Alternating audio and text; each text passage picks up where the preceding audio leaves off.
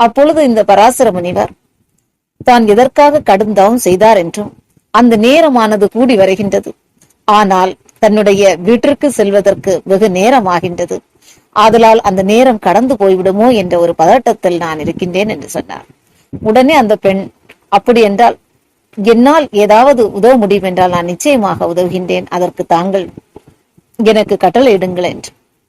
உடனே இவர் நினைக்கின்றார், தான் பல ஆண்டு காலமாக இத்தருணத்திற்காக தவம் செய்தோம், அந்த தருணமும் வந்தது.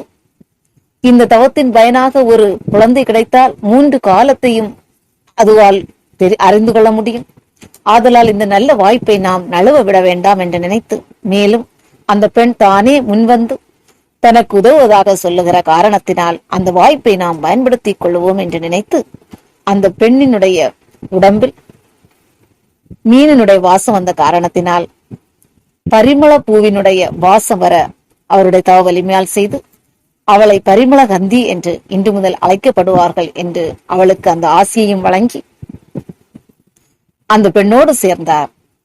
ரிஷி கர்ப்பம் ரா தங்காது என்று சொல்வது போல் உடனே அவருக்கு ஒரு குழந்தை பிறந்தது. அந்த குழந்தை தான் வேதவியாசர். பிறந்த உடனேயே அந்த குழந்தை பேசியது, 3 காலத்தையும் உணர்ந்த சிறந்த ஞானியாக அது விளங்கியது.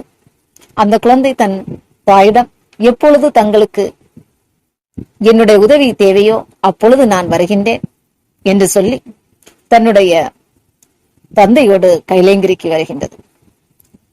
ஆனால் அந்த முனிவர் என்ன செய்வார் என்றால், அந்த தன்னுடைய தவத்தின் வலிமையால் அந்த பரிமள கந்தியினுடைய கன்னித்தன்மை மாறாமல் இருக்கக்கூடிய அளவிற்கு சிறப்புகளை கொடுத்துவிட்டு அவர் வேதவியாசரை தன்னோடு கைலேங்கிரிக்கு அழைத்து வருகின்றார்.